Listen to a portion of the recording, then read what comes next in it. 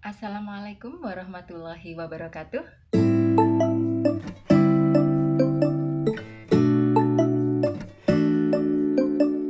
Selamat pagi anak-anak. Apa kabar kalian semuanya di pagi hari ini? Sehat kan? Alhamdulillah, semoga kalian semua yang ada di rumah dan juga bulis yang ada di sini senantiasa selalu diberikan kesehatan hingga kita dapat beraktivitas dengan penuh semangat. Baik anak-anakku sekalian, kita lanjutkan materi di pagi hari ini yakni di tema 4, subtema 1, pembelajaran 3. Coba bukunya semuanya dibuka di halaman 20. Di situ ada bacaan ya. Bulis akan membacakan satu paragraf saja. Kalian simak bukunya yang ada di rumah ya. Warga masyarakat di tempat tinggal Edo sedang bekerja bakti. Mereka membuat jalan setapak untuk masuk ke gang perumahan setempat. Mereka juga bekerja bakti membersihkan lingkungan.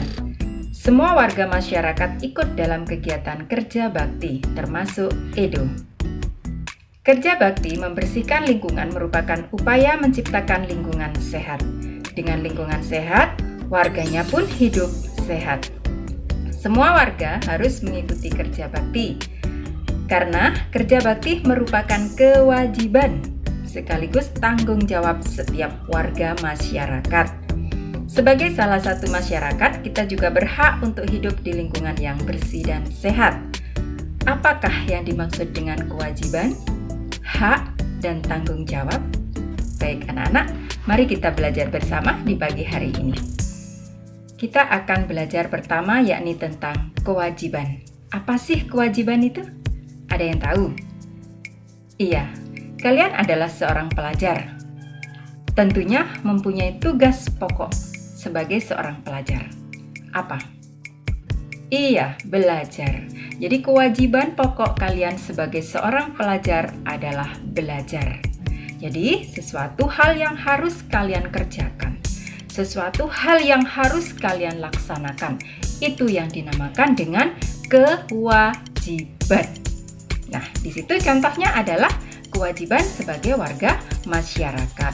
Ikut bekerja bakti. Jadi sesuatu yang harus dikerjakan itu namanya adalah kewajiban. Nah, kemudian kalau hak. Apa sih hak itu? Contohnya, kalian di rumah setiap hari mau berangkat sekolah, berpamitan kepada bapak dan ibu, salim tangan. Setelah itu kalian dikasih apa untuk persiapan di sekolah biar nggak lapar? Bekal ya, selain bekal apa biasanya? Iya, uang jajan. Jadi uang jajan itu juga merupakan salah satu contoh hak yang harus kalian terima. Jadi kewajibannya sebagai seorang pelajar, kalian belajar, berangkat ke sekolah, kemudian mendapatkan hak dari orang tua yakni berupa saku, uang saku ya. Kalau dari sekolah kalian mendapatkan hak apa dari Bu Guru? Iya, mendapatkan hak menerima pelajaran setiap hari seperti ini. Itu adalah hak ya. Kemudian tanggung jawab. Apa sih tanggung jawab itu? Tanggung jawab itu suatu kesadaran yang timbul dari diri kita sendiri untuk melaksanakan sesuatu hal tanpa adanya paksaan. Hampir cenderung menjadi sebuah kewajiban seperti itu. Itu adalah tentang tanggung jawab. Paham anak-anak? Baik, kalau sudah paham, kita lanjutkan dengan mengamati di halaman 21. Coba perhatikan gambar tersebut. Yang pertama adalah interaksi antar individu seorang ibu dengan anaknya. Seperti kalian hari ini. Kalian belajar di rumah, tentunya didampingi oleh ibu ya setiap hari. Kenapa? Karena bapak mungkin lagi bekerja. Kalau bapak dan ibu bekerja, mungkin didampingi oleh siapa? Kakak. Mungkin kakak lagi kuliah nggak ada ya, nggak ada, semuanya lagi online. Mungkin didampingi oleh kakak atau didampingi oleh asisten rumah tangga, boleh juga ya. Jadi ini adalah salah satu contoh interaksi individu antara seorang ibu dengan seorang anak. Itu adalah gambar yang pertama ya. Yang kedua, interaksi dengan kelompok. Ibu guru berbicara di depan murid-muridnya seperti kalian dengan bulis saat ini. Ya, tulis di sini, kalian di sana. Ya, ini interaksi jarak jauh. Biasanya kan ada di dalam kelas ya, kita interaksinya setiap pagi ya, setiap hari dari jam 7 sampai dengan jam 1. Biasanya seperti itu ya. Karena ini kondisi yang tidak seperti biasanya, jadi interaksi kita lakukan setiap hari dengan jarak jauh ya. Kemudian yang ketiga adalah interaksi kelompok dengan kelompok yang ditunjukkan oleh dua tim sepak bola.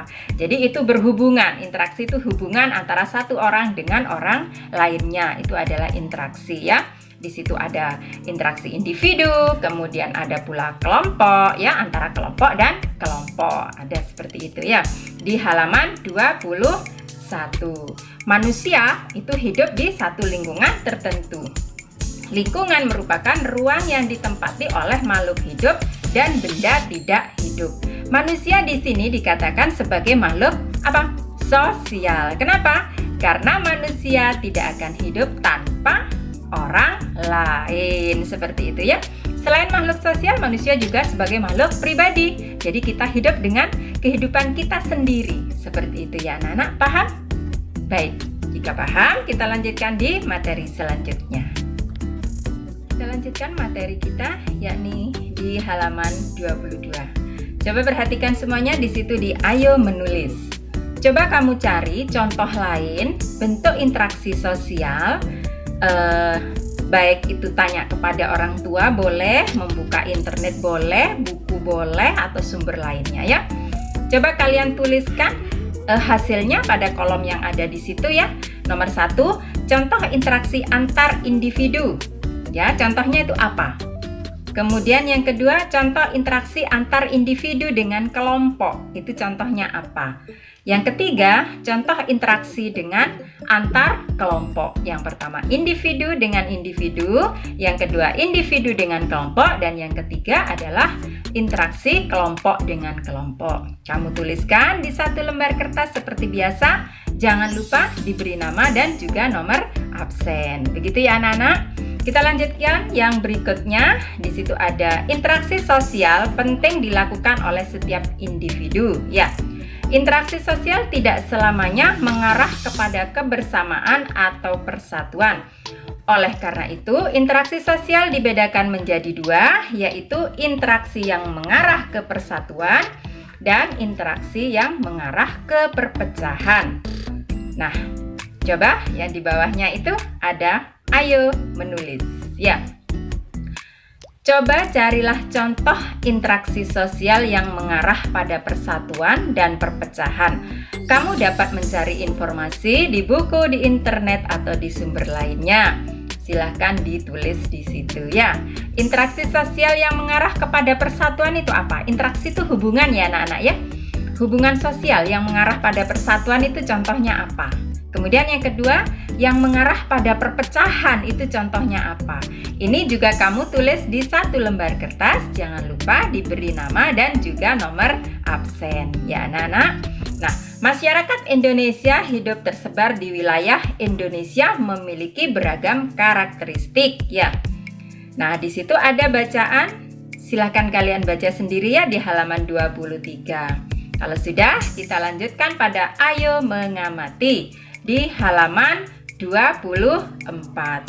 Amatilah di lingkungan tempat tinggalmu. Identifikasi upaya warga masyarakatnya dalam meningkatkan pembangunan sosial budaya. Tuliskan hasil pada kolom berikut. Upaya yang dilakukan warga masyarakat dalam meningkatkan pembangunan sosial budaya itu apa saja? Ya, di situ di bacaan sudah ada dijelaskan ya. Silakan kalian isikan pula di situ ya, upaya-upaya yang dilakukan masyarakat itu apa dalam meningkatkan pembangunan sosial budaya. Itu juga kamu tuliskan di satu lembar kertas. Jangan lupa diberi nama pula. Begitu saja mungkin materi kita di pagi hari ini ya anak-anak. Mudah-mudahan bermanfaat buat kalian semuanya. Selalu jaga kesehatan, kenakan masker, dan rajin cuci tangan.